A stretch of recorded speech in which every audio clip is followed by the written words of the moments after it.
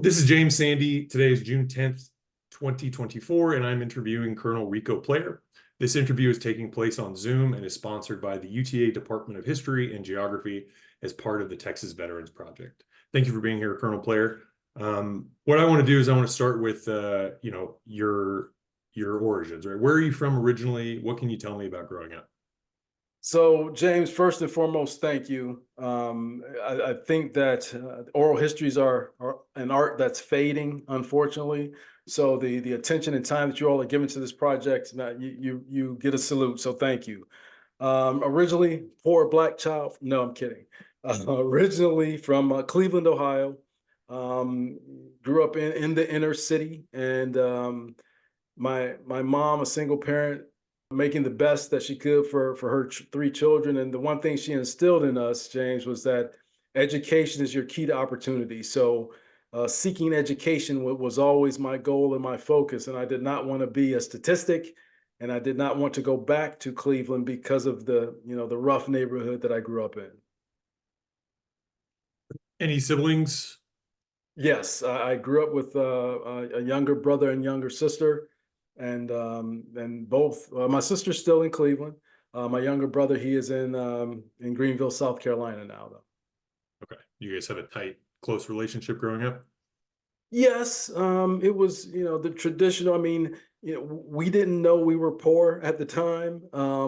We did everything that kids do, adventuring in the neighborhood, catching garter snakes. I mean, all that kind of stuff. And as siblings, we had we had a great childhood growing up as kids. Yeah, it sounds like you remember it very fondly. So, where'd you go to high school? Activities that you did then? I went to Shaw High School in East Cleveland, Ohio. It's funny, James, that I was in touch with Shaw High School a couple years back before I retired because I wanted to sponsor a scholarship for any young African American males specifically who were interested in the military. Then I broadened it to males and females, and I called, I emailed everything I could, short of smoke signals, to say, hey, let me give this money to a deserving young person. And got nothing back, which was kind of heartbreaking. But I found out as I dug deeper is that I graduated with probably about 600 in my senior class. And now if they get, 110 to 150, that's making progress. So the dynamics in East Cleveland have changed tremendously. And and unfortunately, I think there's been a huge exodus from East Cleveland. But the activities I participated in, I went out for the football team. And one of the Talley brothers, Daryl Talley, he played for the Buffalo Bills once he left and went to college. But he ended my football foray. I was never a big guy, but all my buddies were going out for football. And I figured I could play safety, I didn't have the hands for a receiver, but one play. I had no idea what I was doing. I was just kind of running around out there. And Tally, he ended my football pursuits. He hit me so hard, I don't think I woke up till the next day. um, but after that, I went out for cross country. I ran cross country, and where I excelled was in theater and debate. I was a regional debate champion and went to state. I didn't qualify. I didn't win anything at state. I qualified for state, and that's what catapulted me into college. Ithaca College is where I attended college and had the same pursuits at Ithaca College. Very cool. When you were in high school, did you have any sense that you might want to join the military? Was that something on your mind?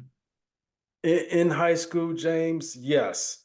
I wanted to join the Marine Corps immediately upon graduation, but my mother said, hey, if someone is willing to pay for you to go to school, stay in school as long as you can. So I had a scholarship for theater and debate for Ithaca College. So I went to Ithaca and studied theater and debate. Very interesting. What grabbed you towards debate slash theater? What was the kind of the point where you're like, oh, this is something I want to spend time doing? I really enjoyed the trophies in high school. Okay. Just being honest. And the male to female ratio was right up my alley as well. And I really had a teacher and a counselor who really poured into me the importance of if you're doing what you enjoy, it's really not work. So my English teacher, Ms. Bonnie O'Leary, and Carol Kesky, she was the college counselor. They both kind of vectored me in the direction of Ithaca, which I didn't learn how to spell it till I got there. I didn't know where it was. It was completely foreign, but it was probably one of the best path decisions that I ever made, thanks to their guidance and direction. Yeah, I'm sure that was a culture shock too, coming from Cleveland to Ithaca. If you look up culture shock and my face in 1985, yes. Yeah. From a predominantly black school to a predominantly Jewish white school in upstate New York, yeah, I learned a lot very quickly. But it was, I did not feel unwelcome at Ithaca, just uncomfortable because there were so few folks that looked like me on the campus. But that wasn't a hindrance. I didn't see it as a millstone. I saw it as a stepping stone, an opportunity to learn about other cultures and to, learn more about my own culture as well. Very good. So I'm assuming you enjoyed your time at Ithaca. I enjoyed my time so much. I almost got on academic probation the freshman year, but had a wake up call. And after that first grueling semester, where I had borderline did I make the right decision? Some additional staff and faculty said, "Hey, this is what you need to do. First make the decision that you want to be here, and we'll help you from there. But if you don't want to be here, there's the door. Pack your stuff and go." So some of that tough love was okay, if I don't make it here, I'm going back to East Cleveland and I could become a statistic. Let me get my act together. Yeah, fantastic. It's a great story. I had tell my classes a very similar story about myself. I had a similarly grueling, distracted first entry into college, and they're like, "Oh, and you're a doctor now?" I'm like, "Yeah, you can too. It's all right. It's never too late to flip the switch and turn around and do something." James, that is a great point. You so much freedom. I mean, but freedom is expensive if you don't use it wisely. Yeah. And I learned that firsthand. So it's great to see another survivor. Yeah. So you said you majored in, what did you major in at I Ithaca? majored in corporate communication. Corporate communications. Okay, very Yes. cool. And how did you transition? Did you say you had a scholarship for For debate, theater right? and debate. So Okay. how that worked was I was required to participate on the debate team and audition for at least one presentation my freshman year. So Ithaca is great, and you putting this into context, and this is my story. So Mhm. some of the Ithaca folks, when they hear this, they may get all itchy, but it is what it is. So Ricky Lake was one of my classmates. Not sure how many Oh, listeners are familiar with Ricky Lake, but we were in the theater department at the same time. And unfortunately, she received most of the heavy set girl roles, and I had all the stereotypical black dude roles.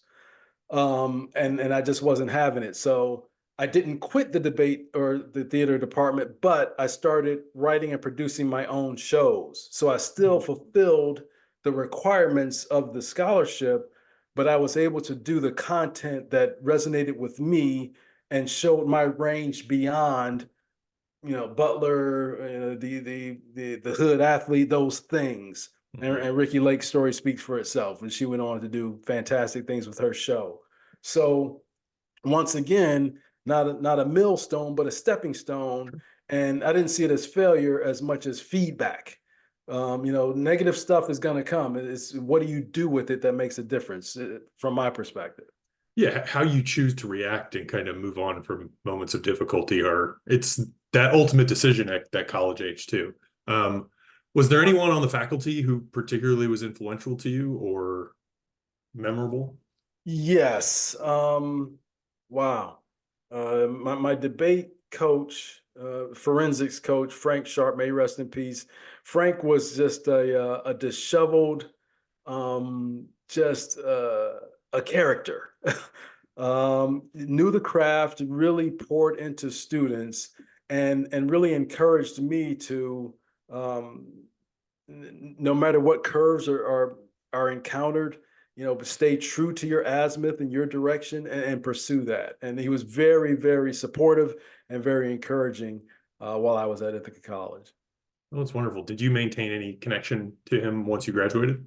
I did stay in touch. You know, the communication assets weren't as robust as they are now, so stayed in touch through holidays and everything. Yeah, I stayed in touch with them. So, what year did you graduate? 1989. 1989. And then was the plan immediately off to the Marine Corps? What was that kind of moment like? Fair question. So the no one knew my plan because my junior year, I went to the local Ithaca recruiter and I enlisted in the Marine Corps for the delayed entry program, which is, you sign the dotted line, you have a year to before you report to boot camp. So I signed the dotted line, which one, signing that dotted line meant, a lot less alcohol, fewer parties, stay focused in school. And two, I know what my job will be once I graduate. You know, feast or famine in theater and television. I mean, that's the reality. And I really was not interested in that once I finished college. I had no debt. I sold everything in my apartment. I went to Cleveland and gave my mother my degree, and I said I'm off to the Marine Corps. And she was shocked because she was thinking Denzel, you'd be the next big thing on Broadway or in Hollywood. I said, no, I did Ithaca for you. I'm doing the Marine Corps for me, and she understood that. That's really interesting. Do you have any kind of family connection history with the military? Any members of your extended family serve? My uncles on my mother's side, we had Air Force, Navy, and Army.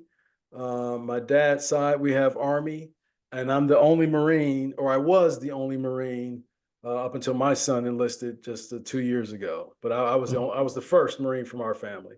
wow, so sounds like a real family tradition. Yes. So does that mean, is that something you were kind of interested in from the beginning? Kind of, these big questions like why did you choose to join? It was survival, James. I knew going back to East Cleveland, it was going to be gangs, drugs, possibly prison, and I saw it firsthand. I wanted no part of that. College was great, it was tremendous. I had way more fun than I deserved, but I knew that the discipline of the military would help me in the long term.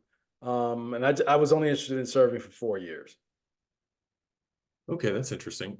So you sign for this kind of delayed enlistment, graduate, off you go. Um, what was your kind of ideal on what your service would look like? 4 years, reap all the benefits of service, and then go back to, either Broadway or Hollywood. That was the plan. What was your specialty going in? What was your kind of direction? Yeah, so there was, I enlisted and I wanted an infantry guarantee. I wanted to be in the infantry. One, that's where the action was, and two, a lot of respect to infantrymen. So there was no question in my mind that I was not going to do infantry. And the recruiter's like, "Sure, you can be an infantryman." Right, he probably really appreciated that. He was, woohoo! I got one. I didn't know these existed. Yeah, so I reported to Paris Island, South Carolina, the second oldest post in the Marine Corps. And this was in the summer of 1989. So, like I said, graduated from college, sold all my stuff, gave my mother my diploma, and I was shipped off to Paris Island. Little did I know that in January of 1989, 60 Minutes did a special on drill instructor abuse at Paris Island. So as I report in, and they called me college when I as I was going through the process. Oh, we got one. This is Mr. College degree over here, and James then went downhill from there. It was Marine Corps boot camp is already miserable. To sprinkle on some very creative physical instruction and incentive physical training did not help anything. But I survived. And granted, James, I didn't find out about this documentary until I retired a couple of years ago. So yeah, Wow. but I survived Paris Island, and the thing that stuck out there, James, was that I was not a good swimmer. in East Cleveland. I think there was one pool, and there was intro to swimming to graduate from high school, but I just kind of splashed to the other side and was done and pressed on. So I was miserable for the swim portion of Paris Island. I survived it, but it was not fun. That was the worst part of boot camp for me, in addition to the incentive attention that I received for being a college graduate. I really appreciate the nice ways you've worded all of your the training extras that Paris Island brings. So wait, so you have this family tradition of military service, but you were the first Marine. Why the Marines? Um, this is just an educated guess. Um, I don't think any of my family members really knew a lot about the Marine Corps, and the reputation of Marines for being, extreme, probably vectored them toward the other services. And like I said, that's just a guess on my part. But why did you then? Was that the same reason why you then leaned that way? Absolutely. I wanted to, whatever you put your mind to, you can do. How tough is it really? It's just, all those things. It was brand new, fresh terrain. I was going to give it 110% and see what happened, and no regrets at all. So your time at Paris Island, you finished basic training, right? Yes. Had a great time, sounds like.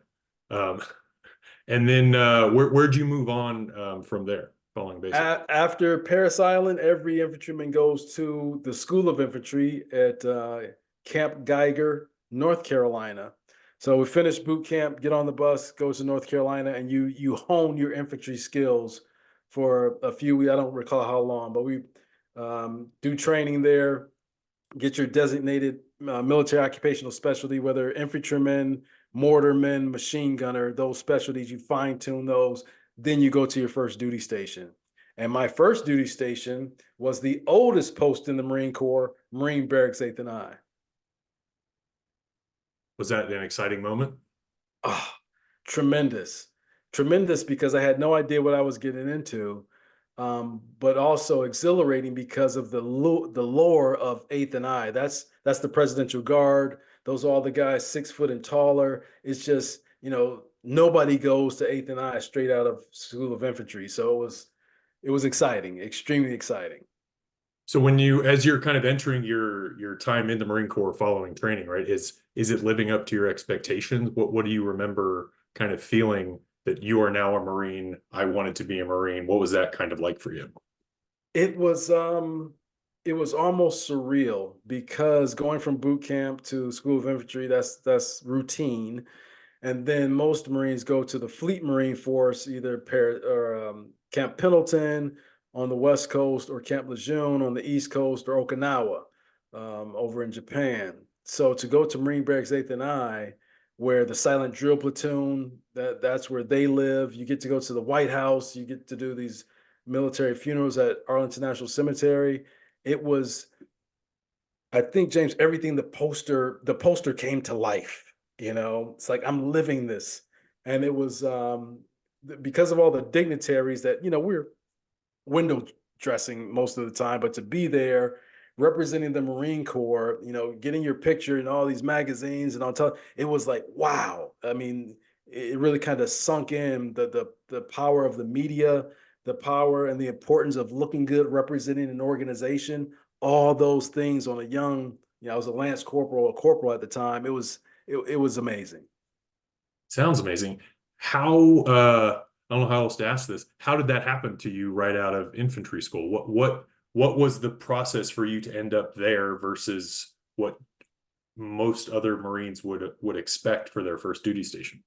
Great question. And I think it was because of my height was one, but two, I excelled during School of Infantry. There was no swimming required. I excelled during School of Infantry, and the platoon sergeant recommended, their recommendation was, hey, based on their years of experience, this guy, these guys, they fit the mold, give them a shot. It's not the norm to bring them straight out of the School of Infantry, but these are exceptional. And of our crew, all of us served honorably through that tour at Marine Barracks 8th and I. Wow. That's really incredible. Do you think your kind of experience as a college graduate was a part of that decision? Or, I mean, because your background certainly fits pretty well into what, the way you've described your assignment there. I think that did have some degree. It did help. I was a natural leader because I was older than my peers. And for me, I never wanted anyone to say, "Well, I told you he'd get in trouble. I told you he'd fail." So that's what drove me to excel and just stay focused on continual achievement. I think that's what kind of drove my career in the Marine Corps. So that's an interesting kind of facet, right? You were ostensibly 4 years, 3 years older than most of the people you went into basic with. What was that like in terms of a camaraderie? Was it more difficult for you to make a connection with people who hadn't gone to college? Was that something you even kind of felt? Didn't in boot camp didn't was not an issue. Zero.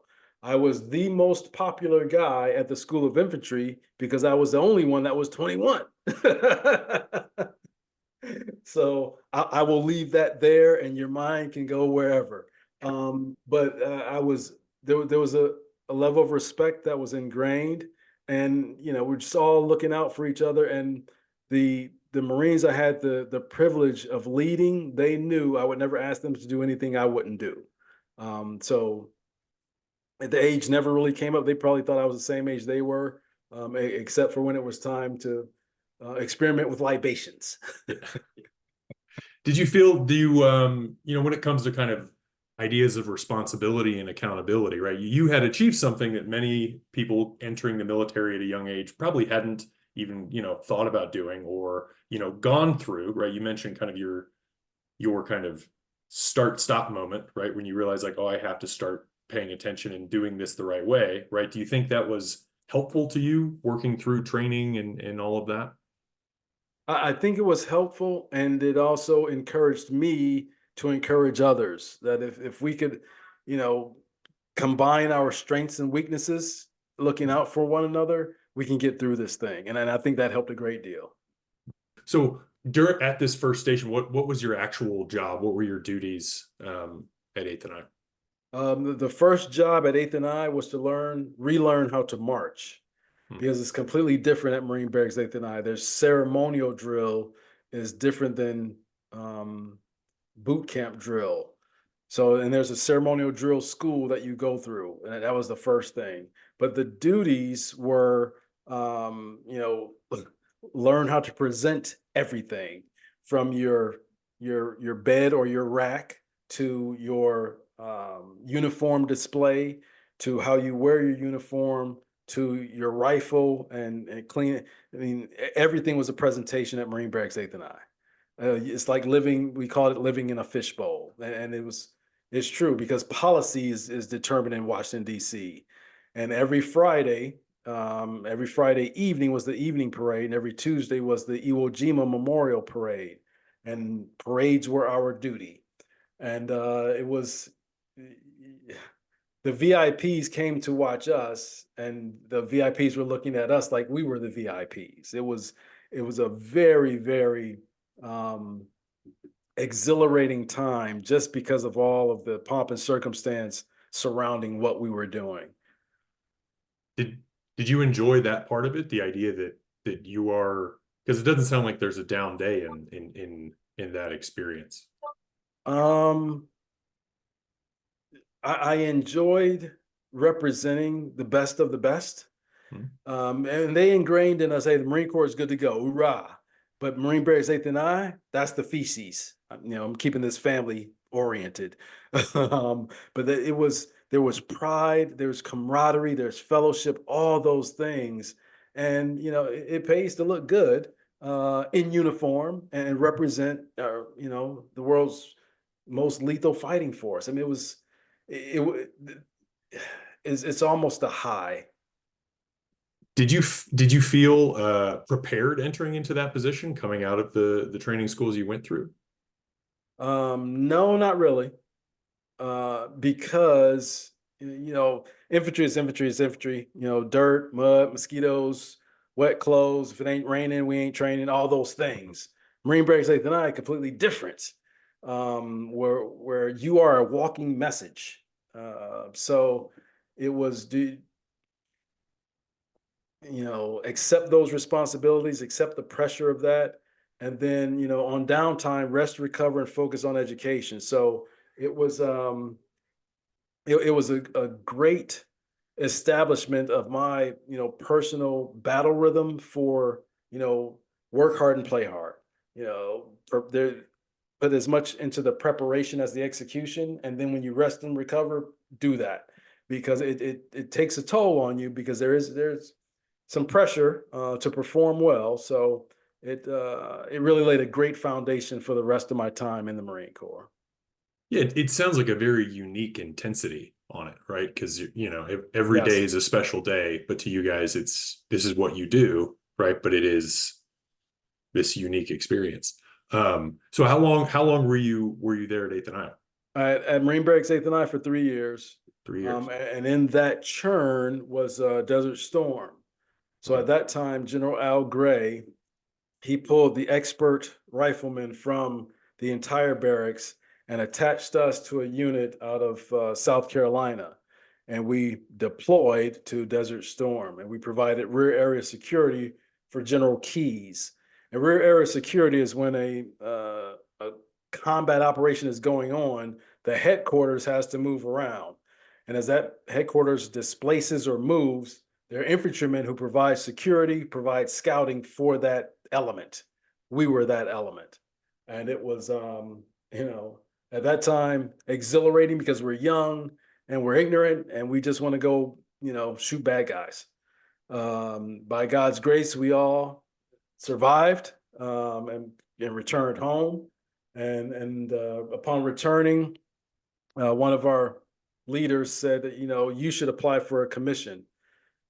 And I said, okay, it's just some paperwork. I did the paperwork, applied, and I was accepted for the enlisted commissioning program because I already had my undergraduate degree.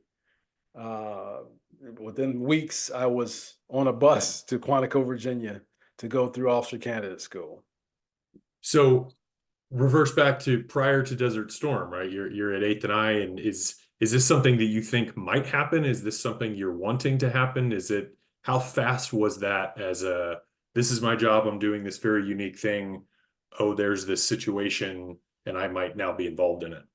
So I have to frame it, James, that social media and media weren't then the way it is now. So a hard charging young Lance Corporal's perspective on the world was completely different.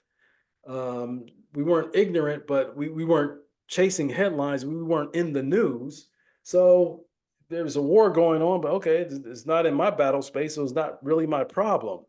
It came rushing to reality at the Marine Corps ball that year, because we're at the ball, and we, being the young, we're corporals by no, Lance Corporals still, young Lance Corporals, enjoying the ball. And the commandant, General Gray, says, there's a few types of Marines out there. There are three types. There are those that want to go deploy. There are those that are deployed, and there are those that are deploying and they don't know it yet. And we were like, who are those idiots?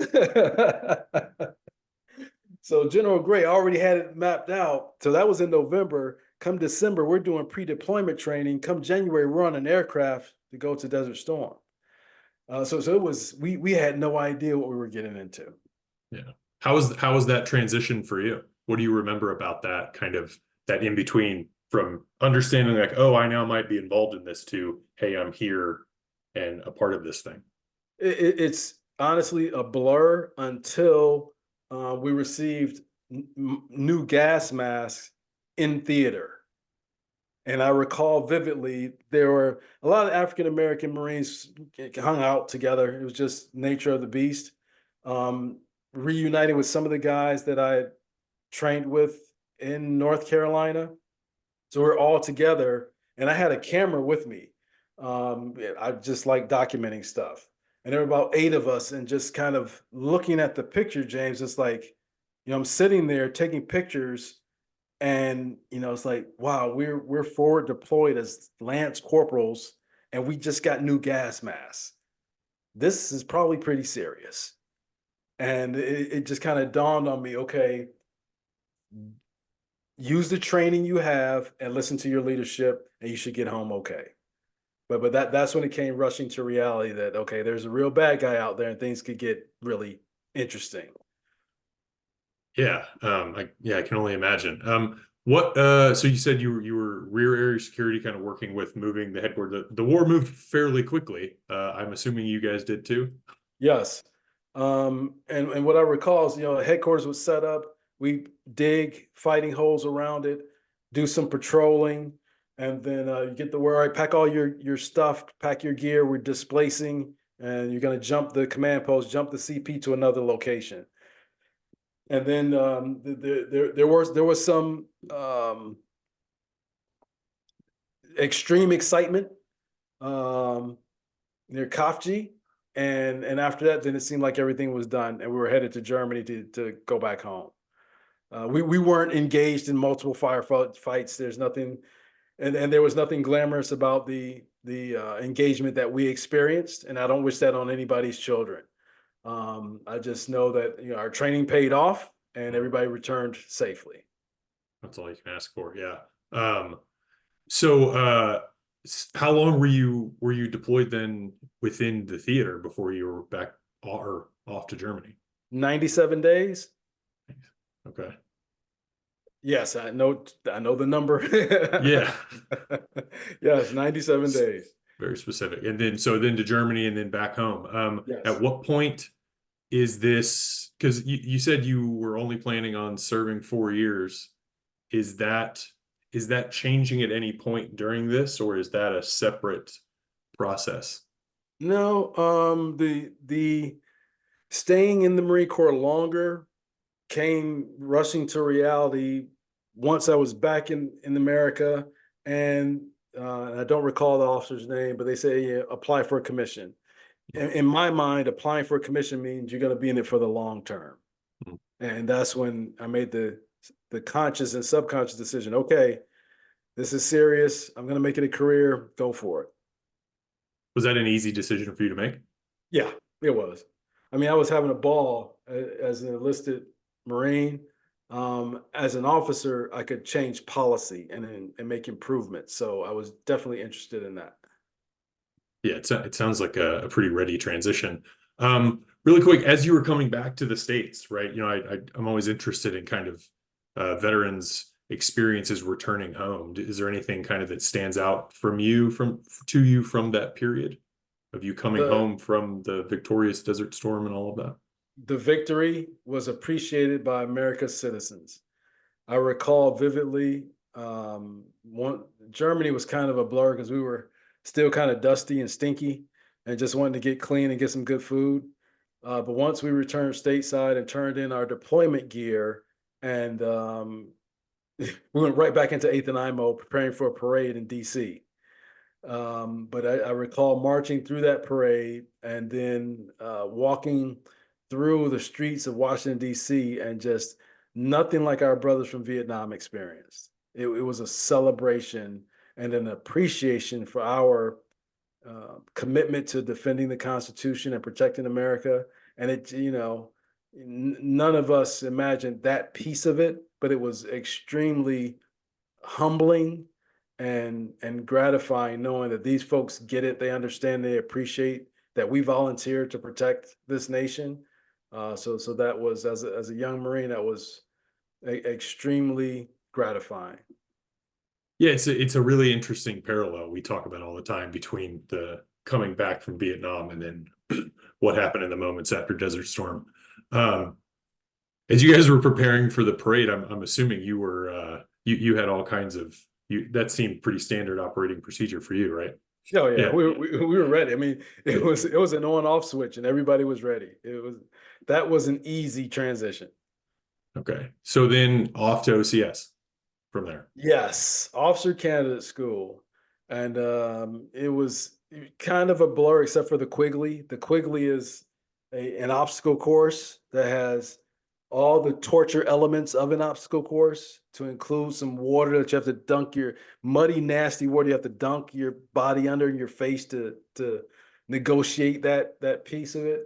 And I went into officer candidate school with a physical mindset, that being whenever I made a mistake, I'd get down and do push-ups. and as I was ready for that. But not the case at Officer Candidate School. If I when I not if when I got in trouble there, I immediately got down and started pushing in the drill instructor. Hey, get up! You write me an essay on this toilet paper on why you made that. Like, wait, what? You're kidding me? Yeah, I got in less trouble as Officer Candidate School continued, but it was more thinking than being physical, and that was my big challenge during the transition. Yeah. How was that transition for you? Because you were inhabiting a fairly physical kind of appearance state from it, and then how was that transitioning into the officer mindset? The first few weeks were the hardest because my modus operandi was, okay, you get in trouble, go ahead, do push-ups, jumping jacks, whatever, do something physical, and they'll leave you alone. I learned within the first few weeks, okay, that's not the solution.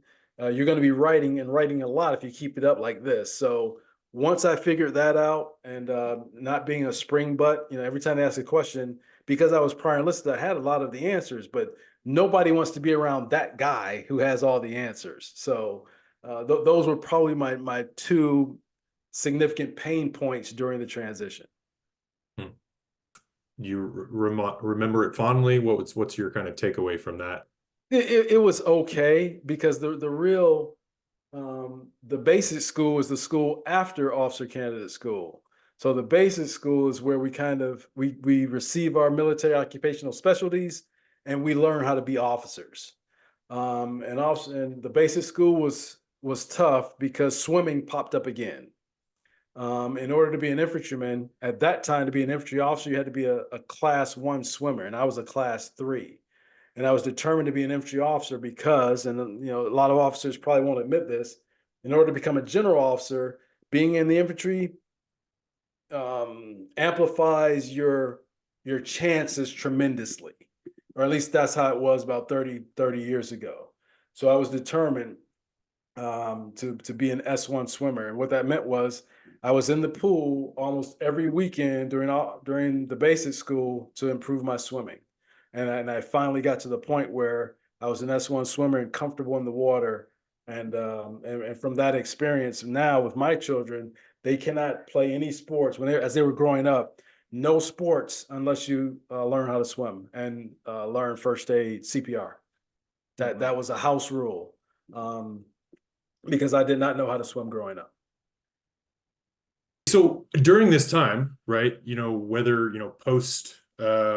post basic AIT, eighth and I, and all of this, what's your personal life look like? Are you married at one point? You're talking about your kids. At what point does your personal life kind of shift towards that? Boom. That's perfect transition after graduating from the basic school. As an infantry officer, my first assignment was Kaneohe Bay, Hawaii. And at that time, it's like, okay, I made it, finished school, first duty station as an officer, looking around, and all of the senior officers have brides. And like, oh boy, if I'm going to stick around, I probably need to get married. Not a requirement, but for me personally, I said, okay, I just definitely want to share this with someone. And after my first year in Hawaii, I got married, and she's been same bride ever since.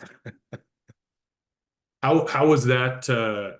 How did you approach that you believe you're going to be a career officer, right? Is that so? How do you approach kind of your relationship with your spouse, knowing that? Because Hawaii is a great place to be stationed, but it's not permanent, right? Absolutely. So I'm going through my brain of how much of this, not necessarily dirt, but Sure. personal stuff I want to reveal. So I won't use names, but there's the woman I thought I was going to marry, met her at Ithaca and brought her to Washington, D.C. for that Marine Corps ball that I was telling you about. And at that time, I told her, I said, hey, I want to stick around and do this Marine thing for a while. And she was like, well, it's either the Marine Corps or me. Because my mom had told me not to do this Marine stuff. I said, oh, well, I wasted this ticket to bring you to the ball. You're telling me this. So I put her on the bus the following morning. My wife, Shelly, we met in DC when I returned from Desert Shield, Desert Storm, kind of dated off and on, went out to Hawaii. And and she understood the military stuff. And I told her, I said, "Hey, I want to do this long term. You want to join me?" And sure enough, she did, and the rest is history. And it's she's out of all our PCS permanent change of station moves. She never complained. She was always a tremendous support in helping me pursue my dreams and my mission in the Marine Corps. And it makes it a world of difference knowing that she's taking care of everything at home whenever I have to deploy. And it was the best decision I ever made was getting married. That's wonderful. It sounds like you said it dovetails very interestingly and well with this part of your career too. So you deployed to Hawaii. Yes, I was a platoon commander out there, Lima Company, and then the weapons platoon commander. From Hawaii, we deployed to Okinawa, Japan. Did that a couple times, and then it was time to do a permanent change of station. And the ironic thing there, James, is that there were lots of infantry officers. Unfortunately, there weren't a lot of other military occupational specialty officers like legal and communicators and logisticians and military police. So, in order to stick around the Marine Corps, some of the infantry officers had to change MOSs, military occupational specialties. I was one of those guys. The blessing was I was in the top 3 of the 50 or so lieutenants that were being looked at. Um, the twist in there is that I went from infantry to public affairs, which public affairs, I had no idea what that was. I thought it was a misprint when I received my orders. But going from Hawaii, I was given orders to Defense Information School, Fort Meade, Maryland, in order to change my specialty. And it was both a blessing and a curse in some senses. So was that in no way something you were interested in, a choice at all? Was that something you ever mentioned, or it just kind of happened? It was called augmentation at the time, and in order to augment, because of the shortages in these other MOSs, you had to change your job to stick around. I wanted to stick around, but I wanted to stick around in infantry. The Marine Corps said otherwise. Because I had a degree in corporate communication, it was almost a no-brainer. I wasn't Yeah. fooling anybody. And the Marine Corps said, "Hey, we're going to get the most out of this guy. Let's put that degree to work." So I went to Defense Information School. It certainly makes a lot of sense on paper, right? Yes, and it made a lot of sense. I went kicking and screaming, but it was probably one of the better career moves that I made. And so you and the family back to the DC area for that, and then this is what, mid '90s, late '90s, something like this. Yes. So went to Defense Information School and then first duty station as a public affairs officer, Camp Lejeune, North Carolina. And it was an adjustment because an infantryman in a public affairs office, that was the first thing. When are we going to the field? There is no field. The office is our field. So it was a tremendous learning curve. No swearing, no knife hands. It was an adjustment, but I figured it out. I adjusted, and I was going to be the best infantry public affairs officer they could ever seen. There you go. Um, that period it's a pretty interesting moment in the Marine Corps' history, right? That kind of mid to late '90s, right? There's lots and lots of talk of the continuously rolling conversation on like, what do we need the Marines for, right? And the Marines having to defend themselves. Is that something that you remember? What stands out to you about that conversation, which I'm sure was a huge part of public affairs? What stands out is that you're exactly right. And the tagline was, "America doesn't need a Marine Corps. America wants a Marine Corps." And for public affairs, it's our job to tell that story. So whether it's serendipity or God's grace or whatever, I was in the right place at the right time with the right pedigree to carry that story. So public affairs officers, usually the junior person at the table, and to be public affairs with an infantry background was a 1-2 punch. So it worked out, but we were constantly, hammering home the importance of and America wanting a Marine Corps. And we were probably a pretty good option to have on the table also. So is that the job you're in once 2001 rolls around and this next kind of round of conflicts? Yes. So finished the tour at Camp Lejeune and headed to the Pentagon. This as a young captain, mid-grade captain. And that was, sort of like Eighth and I. The Pentagon's where all policy is determined.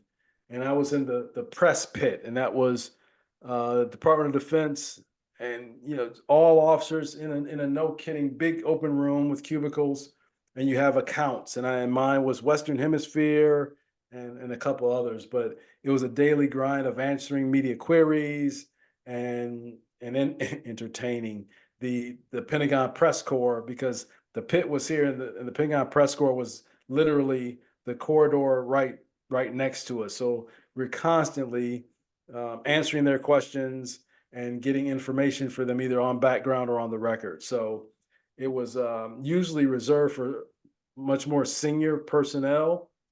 But after 2 tours with the 24th Marine Expeditionary Unit, going to the Mediterranean and back, and the infantry background, I was a decent fit for the Pentagon billet. Yeah, that's that's really interesting. So is that the position you were in when 9/11 occurred? Yes, so I was in the Pentagon on 9/11, and what I recall vividly from that morning was, a morning like any other. Come in and you do you prep coffee, you go through what they're called the clips, just what's happening in the military around the world. You prepare your clips for your account, Western Hemisphere, and whatever policy folks. And I heard a big, and the building kind of shook a little bit. I'm like, what in the world? And there weren't big screen TVs, but there were some TVs on in the pit, and they were watching what was going on in New York. The first aircraft, second aircraft. When the second aircraft hit, that's when we went into our immediate actions for our accounts, and then struck the Pentagon, smoke billowing throughout the building. We do our immediate action, get out of the building through the courtyard into the parking area on I believe, the south side of the Pentagon, and we're doing a head count accountability. And the part that, this is as cell phones are first starting to gain traction. And there are probably 15, 25 of us, public affairs officers from across the services, getting accountability because the Pentagon is smoldering from aircraft flying into it. And we're in the parking lot, we got accountability, and none of us are in camouflage. We're in, service uniforms. So Marines, we don't put anything in our pockets in service uniform. Like all these public affairs officers, no cell phone, not one. So there's one guy, and to this day, I don't remember his name, but he stood on the hood of a vehicle and said, "Hey, I've got a line to my wife open." All the public affairs officers got in line, wrote their numbers down, gave it to him, and he ensured that our spouses, hey, they're alive. They'll get in touch with you when they can. Just wanted me to deliver. They're alive. And then from there, I went into my immediate action. I established the alternate press room up the hill from it was Henderson Hall at the time. Now I believe it's Joint Base, but Tori Clark was my boss. I was her military advisor. And she said, "Hey, we need to set up an alternate press podium for Secretary Rumsfeld." So I walked up that hill, um, gathered as much material as I could, material being some writing pads, some pens, found a microphone, light stand, and set up the auditorium to mimic the Pentagon press briefing room. All that set up, time's ticking. I'll go up and down the hill a few times, and by the later in the afternoon, the Citgo, I think it was a Citgo gas station, which looks over the Pentagon from Henderson Hall. So you got the Pentagon, up the hill to Citgo, further up the hill, Henderson Hall. At that Citgo, Miss Clark set up the PIC, the Press Information Center. That's where all the press stuff was going on. I said, ma'am, hey, the alternate is set up. Whenever you and the secretary are ready, we'll be good. Closer into the evening, the flames are under control. Pentagon collapses. Secretary Rumsfeld comes up to the Citgo. I brief him, sir. The alternate press Pentagon briefing room is all set. I'll escort you up there when you're ready. Say, Marine, that's great. Thank you for doing your job. But we're going to broadcast from the Pentagon tonight to let the enemy know, yeah, you punched us, but we're still standing. Roger that, sir. And they briefed from the Pentagon that evening, letting the enemy know, yeah, you flew a plane into the building, but you just started something that you probably shouldn't have. But that was my day when 9/11. That's incredible.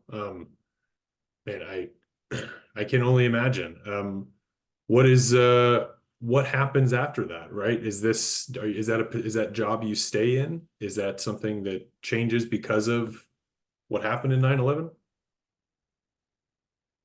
So a few elements changed. One, the following day, Bush Jr. comes over to the Pentagon and does a receiving line for all of us because it was a long day, Yeah, and I he can saw imagine. the briefing from the building. And then a couple of days after that, I went from the pit to Miss Clark's front office, and I was Secretary Rumsfeld's um, public affairs officer for international travel. So what that meant was I herded the kittens whenever he went somewhere. It was Air Force like 5 or 6. I mean, it was a chartered plane. There was a press section anytime he traveled, and I would prepare a book of faces and places for him and the clips from his coverage, the media's coverage of him on stuff. Tremendous. I mean, I want to say we hit 25 to 36 countries, but I only agreed to do it for 1 year because it was so much travel involved. But Yeah, being a fly on the wall with Secretary Rumsfeld was probably one of the highlights of my career, without question. I can only imagine, especially that year as well, with everything that is happening and about to happen. One thing that stood out was Uh, he did a formers lunch. So any former secretaries of defense, he would bring them in and they would talk about policy and talk about if they were back in the seat, how would they address an issue? And I found that very, very interesting and enlightening that he didn't have all the answers. And if they were in the seat before, they definitely bring some street credibility to the conversation. for sure, yeah. Again, being a fly on the wall in that room. I mean, I imagine that was a long and a short year. Yes, it was long and short, and I try Yeah, to document as much as I could without violating any rules or regulations or anyone's privacy. But it was eh, exhilarating to say the least. okay. Um, okay, so you do that for a year after that, and then you've now been in for probably 15 years, coming up on that in that range. What's kind of the last where do you move on from there? Or yeah, Um, what's next after that? Yeah, after the Pentagon went to Chicago, and I think this was Secretary Rumsfeld's doing. Went to Chicago to study. I was a fellow with the Chicago Tribune, and studied newspapers, and they were doing their transition to the web. It was an exciting time at the Chicago Tribune. And after that, went out to Camp Pendleton, was the director of public affairs out there, and used all the things I learned at Tribune and applied that to the base newspaper. And we actually earned a Thomas Jefferson Award for the Camp Pendleton newspaper. Um, Was After that that, was that time in Chicago, was that kind of was that a regular type connection, or is that something that seemed more unique? I don't think I've heard of those types of positions.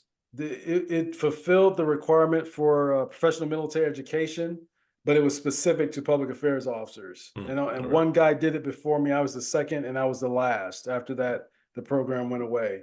for whatever reasons. But I enjoyed it. It had a tremendous time and learned a lot about the newspaper industry. Um, and then from there to Camp Pendleton. After Pendleton, went where did I go after that? I'm drawing a blank. I have to check actually. No, you're good. Your career is a very interesting lineup of unique assignments and positions. Okay, there it is. Um, yeah, Tribune. Oh my, 2005. I went to Iraq with Marine Corps Installation West.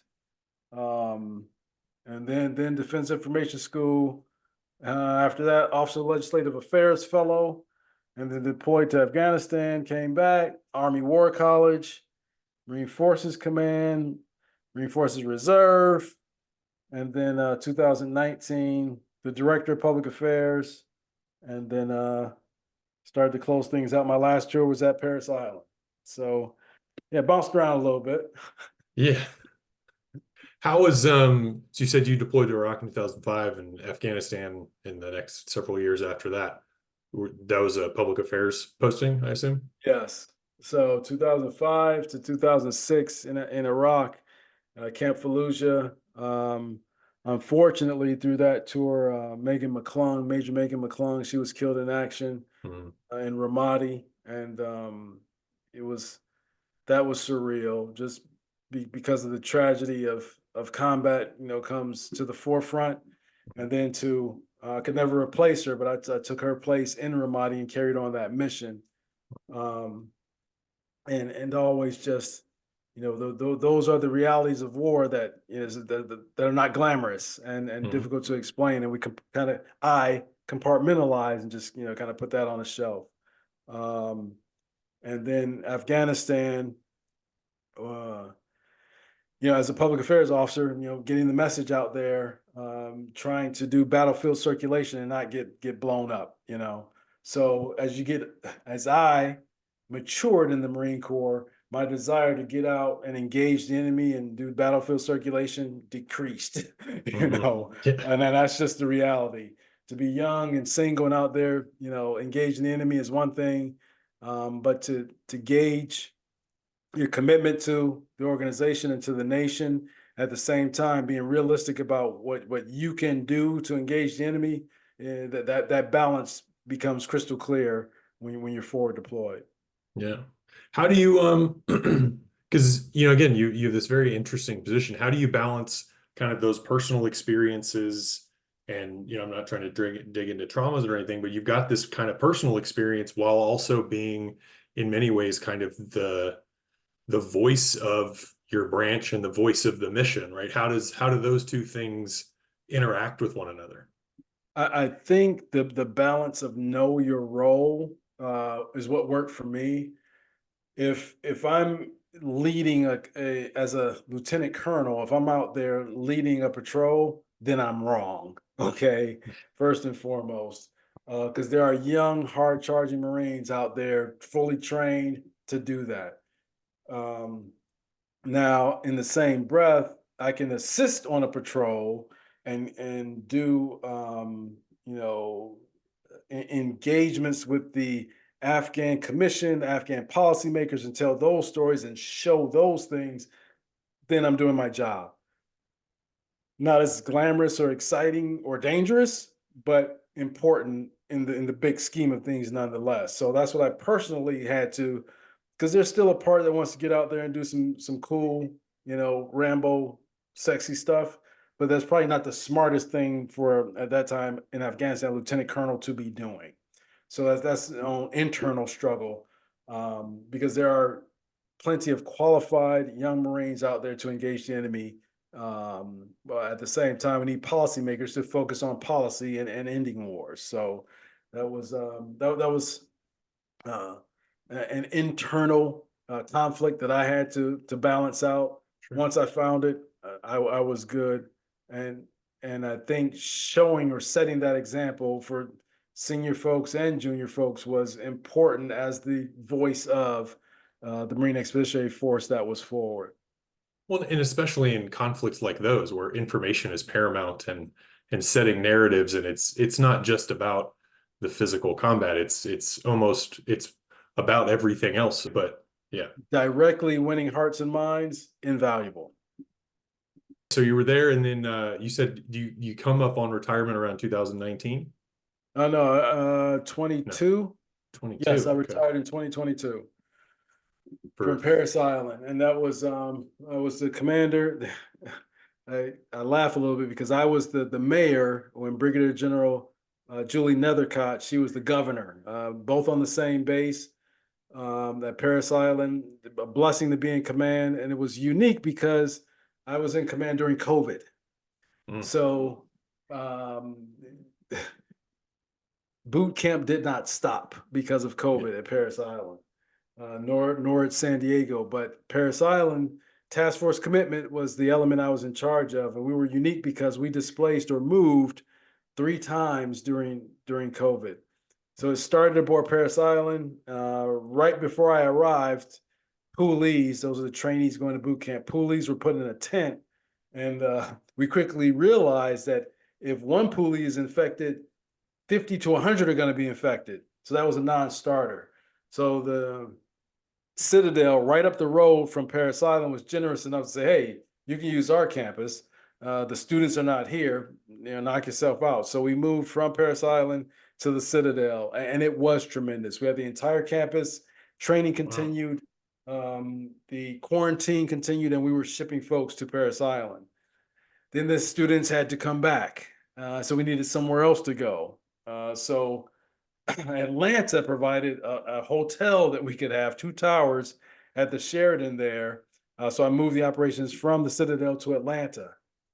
I quickly realized that the logistics support tail for that was tremendous. That time and distance was a challenge. So we had to move again. So we moved from Atlanta to Jacksonville, Florida. And there we did it. We wrapped things up. So moved 3 times with about 19,000 poolies and didn't lose not one. Uh, I did have one poolie's mom call me from Buffalo saying that, hey, he's home and he ain't coming back. I said, ma'am, no problem. Just tell me where to mail his tennis shoes and t-shirt. and and that was that. But we were blessed. We bounced around, but we continued the mission. And that one, I couldn't stop him. Truth be told, I couldn't stop any of them from leaving. But we had it, wrapped so tight that they had no desire to get away. Yeah. They wanted to get to training and start training. So Yeah. That's incredible. How did it feel? Did you know that that was your kind of final spot, your final station as you took over that job back at Paris Island? not immediately. It became soberingly clear halfway through. Um, there hasn't been a public affairs officer selected for brigadier general. There probably won't be at this point because that job is now a civilian.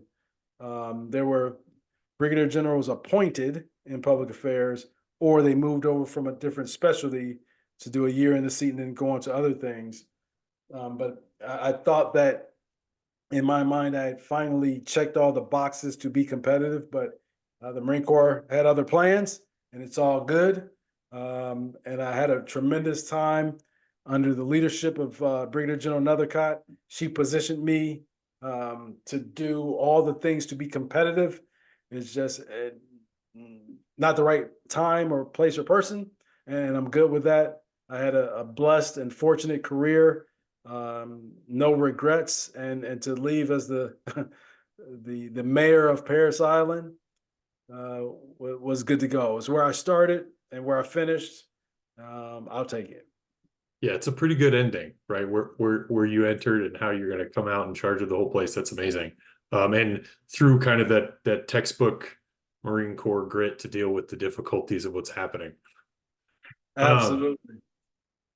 so what was, and this is a difficult question, but what was your favorite part of serving, if you could pick one, or pick something to describe kind of what you might remember the fondest, or Wow. There's a lot in there. yeah.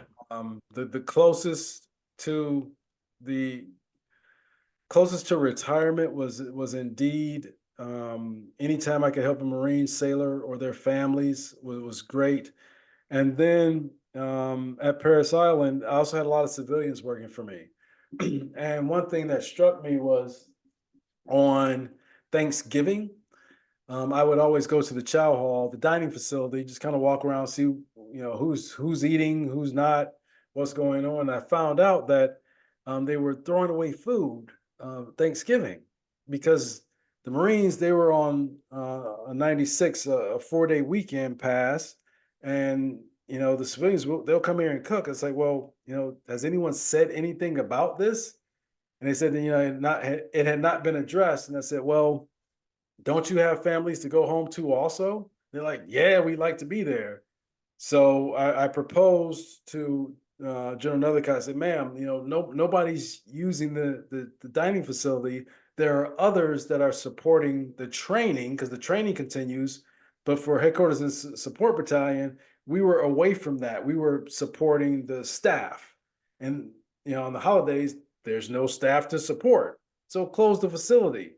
And there still be food available at the training dining facilities. Folks could go to those, and I recall vividly, and that happened my first year. The second year, one of the dining facility staff came to my office and just presented a card from the staff saying, "Hey, no one had ever asked us before or recognized what was going on. Thank you for caring enough to come walking through and applying some common sense. It saves money and you don't waste any food. Makes sense to me. But Yeah. making a change like that for them and their families, um, I remember that, and it was just the right thing to do, Mhm. and that's what the if you can control policy or make a change for the better, that's what I'm supposed to do. On the other side of that, and share what you want, but is there a moment in your career that stands out as a lower point, right? Is there something that stands out as like a difficult spot, a difficult phase, a difficult kind of station you were in, a difficult job? I think the most pressing was with the 24th Marine Expeditionary Unit, and it was a people problem. But once again, junior Marine, learning the ropes, coming from the infantry to public affairs, and I just could not satisfy, nor were the requirements identified what my executive officer wanted accomplished. And he would just wear me out, one side and down the other, and it was just um, not until I returned from the deployment, I went and saw my mentor at the time, Keith Oliver, and he was a lieutenant colonel, and I was a young captain. He said, "Hey, this stuff happens. You got to be tough. When in doubt, call me, no matter what time." And I learned at that time the importance of mentors and mentorship, and to make yourself available as a mentor. And no matter what your rank, find someone that you could bounce stuff off of, because that probably would have saved me a lot of embarrassment and butt chewing at the time. But that was probably the most challenging, the lowest point of serving. And I imagine that was fairly influential in you moving through the rest of your career as you went up the rank and became in charge of more people. Yes, I would never ever, chew somebody out in public, and always lift folks up and amplify and celebrate their achievements in public. I thought that was important, and I thought that made a difference for the morale and the cohesion of the units as well.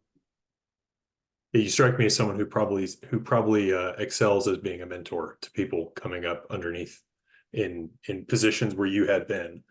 Um, so you retired, right? What is post military life looked like? Well, the plan was, feature films and documentaries, and I have several mentors. My mentor for Hollywood is Spencer Proffer. He's been in the industry for forever, and we met probably 20 years ago at Camp Pendleton on the beach because we were returning from Iraq, and he and Quincy Jones were throwing a concert for the Marine sailors and their families.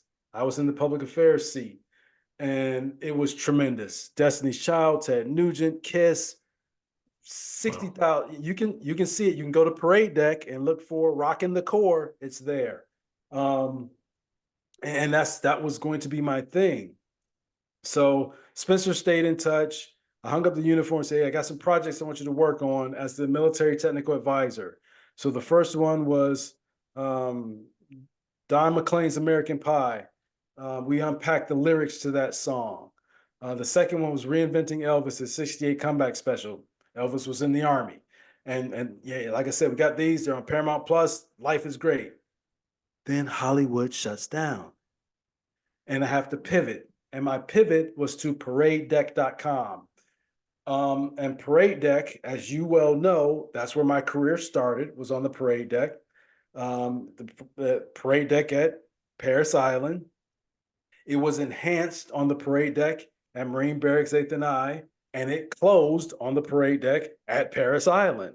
So Parade Deck is sacred ground. That's where you have weddings, you get pay, there's ceremonies, and of course parades. So for me, going into the entrepreneurial space, Parade Deck is where now service members, you serve honorably, you're a veteran, you're a spouse, you can come to Parade Deck and hone your craft. We the foundation is podcasters in the military space, but we're also looking at content distribution, feature films, documentaries, speakers, and authors. So on the Parade Deck, if it's positive, if it's uplifting, there's a place for you. If you're going to be the next Joe Rogan or Oprah or Will Smith, I can't help you because I'm not promising to enlarge your followers. But so far it's been 10 months that I've been doing it, and it's exciting and new and exhilarating every day. That's wonderful. Yeah, it sounds like a really uplifting, kind of positive, accessible space, which is great. I have to ask, right? In your background, there's one piece of your background imagery that stands out. The And Golden Lady. I'd be remiss if I didn't ask where that came from.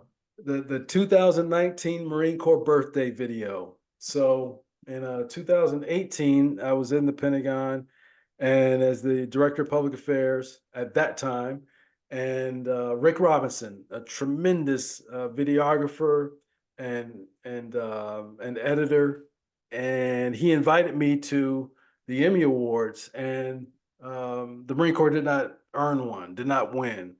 And I looked at the competition in the category, and it was military, 15 minutes or less. It was the category. And I said, oh, okay, all right. Yep, took lots of notes. And I asked Rick, well, Rick, what's stopping us? And he was very diplomatic about it. But Rick Robinson's tremendous talent and cinematographer. And he was kind of, the guardrails for the folks in charge, their comfort level was very limited. And I said, well, if you had the ability to do what you needed to do with the oversight and the signature needed, what do you think? He said, hey, we'll make it happen. And sure enough, I did all the administrative and executive production of it, and Rick made his vision a reality, and we earned the Golden Lady. That had to be pretty exciting. Oh, it was that's why I stuck around. In order to, in the public affairs lane, the bumps and bruises that I earned, clear the path for someone else, that was my job as a colonel. So as the senior colonel in public affairs, I had a lot of latitude because all my peers were brigadier generals.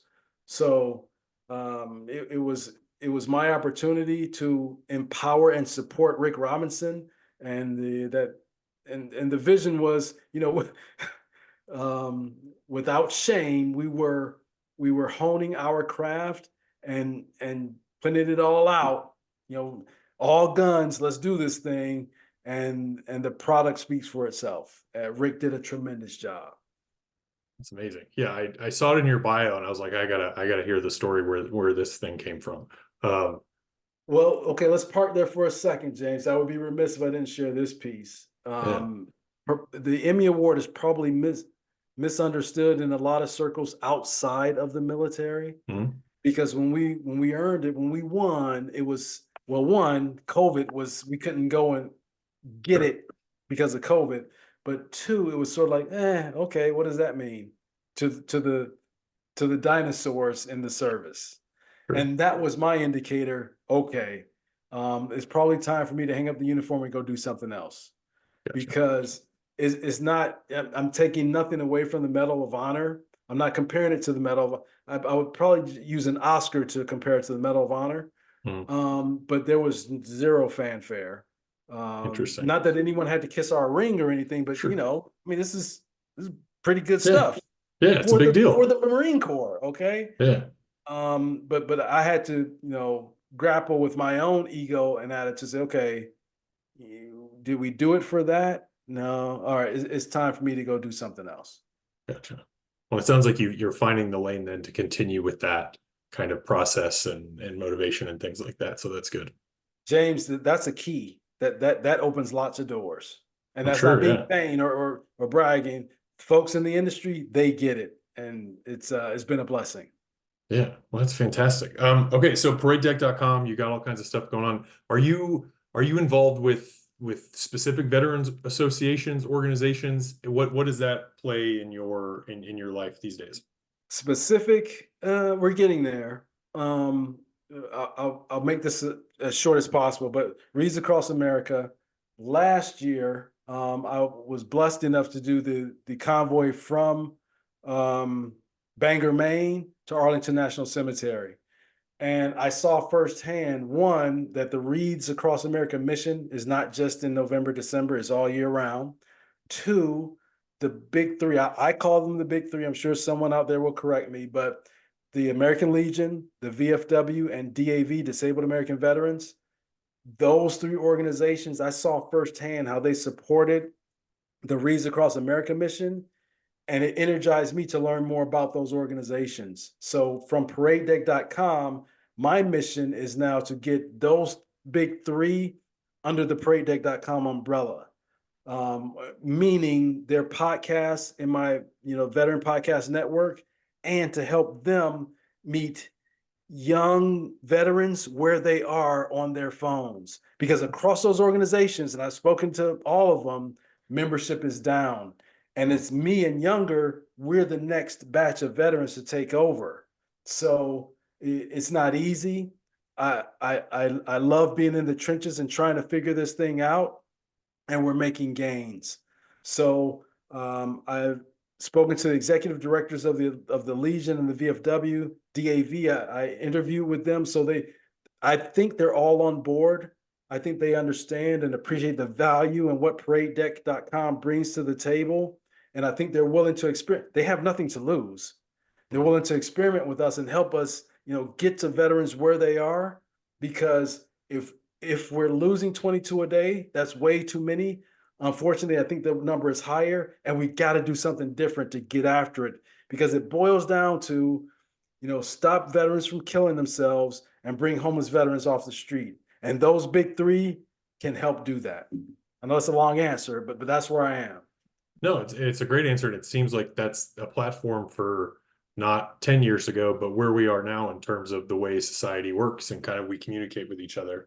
Um, so I've got some kind of big picture wrap up questions I want to ask real quick, and then we'll Okay. kind of close this off. So I think I know the answer, but would you serve if you could do it over again?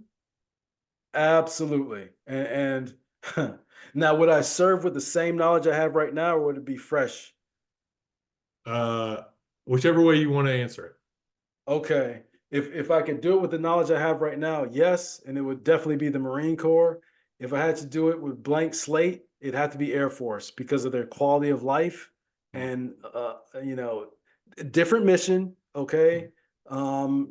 They get same benefits, great Americans, but I think the toll that the infantry, especially Marine Corps, puts on your body, I go Air Force, Chair Force all the way, every day. Yeah, in your career, no one was talking about why do we need the Air Force, right? Not once. No. Okay, so if you could, right, it could kind of encapsulate, right, what impact has your service had on your life? the impact the Marine Corps has had on my life, it has taught me to do the fight with the team I have. We can make something out of very little. Family and faith are a couple of the pillars that are in there, and just to appreciate the people around you and every day you have above ground. Because year-long deployments are grueling. It takes a toll on you and your family, and you give a lot to the machine. But I retired and the machine's still going. The Marine Corps was tremendous. It was tremendous gains, some significant lows, but it didn't it didn't crack me. It didn't break me. It definitely made me a better person, a better citizen, a better father, and a better friend. Because the Marines are a different breed through and through. And I see this now as an entrepreneur, and I love the Marine Corps. I love what it stands for. And I appreciate and I love the other services also, because they contribute in their lanes to the overall war fighting spectrum. I used to kind of poo-poo on them. I don't do that anymore. I mean, we jab at each other, sister services. And I think the last thing is that the Marine Corps specifically taught me the importance of the reserves. I was the chief of staff at Force Headquarters Group down in New Orleans. Tremendous food. I gained 15 pounds when I was down there. But they're not weekend warriors. They're professionals. They fight, and train once a year, but then they go back to the community and they get it. And I get what they contribute to the fight now. So I gained a newfound respect and appreciation for the reserves when I was there, and they it's like having a vehicle with three wheels. That fourth wheel is the reserves. You don't have it, you're not going anywhere. So I get it now. 100%. Yeah. And I feel like that's something that is much less known or focused on as in the last 50 years. Don't get the historian started on that, but yeah. So what advice would you have for young people entering the military today? James, I try and steer away from advice, but I would ask them to challenge themselves. And at one time, I was all about conscript, like the Israeli Mhm. military. Every young person served 2 years. I think there's some value in that. Um, but for any young person out there who wants a challenge or a change, we've got the full spectrum from the Air Force. Their quality of life is tremendous, to Marine Corps, where we're not offering you anything, okay, but you're going to be challenged the way you've never been challenged before, and you're going to change. So I would say give some serious thought and consideration to the military services. I think it's worth it, and I think that our younger generation, that they could get a whole lot out of serving, even if it's just a 4 year term in the military. It's a great answer. Okay. Well, I really appreciate you sharing your time and your story with me. Is there anything that you'd like to add to the interview that I didn't ask about, that I didn't cover? James, you have been extremely thorough. You really have. I appreciate it. I appreciate this oral history, and just for if there are any young folks listening, give the military some significant thought, especially if you're a gamer or if you're into technology, because I think from what I've observed, that's where we're lacking across the services. And it's probably because of the pay discrepancy in uniform compared to outside of it. But give the military some serious consideration. It's easy to point fingers and kind of nitpick and harass and talk about it. But if you want to change it, make a difference, and get in there and serve, and you might be the one. You could be the one to make a difference. Don't knock it. And if you're thinking about it and you're kind of like, well, maybe I should, maybe I shouldn't, I have to plug paradedeck.com, because we have a C1B1 initiative. There weren't a whole lot of folks that looked like me when I was in the service. So I went out to all the branches and said, hey, you can be a mentor. It doesn't cost anything but time. And I know time is valuable, but the recruiting crisis is real. Okay. If you could be one to answer some questions or give some perspective to a young prospect, then I think it's worth your time and effort. And so far, I think we have about 25 mentors on there in C1, B1 that might be able to make a difference and give you unvarnished, their perspective on serving. Well, I very much appreciate you sharing your experience and your perspective, and sharing your story with me and us. And I'm very appreciative of your time today. Thank you. It's my pleasure.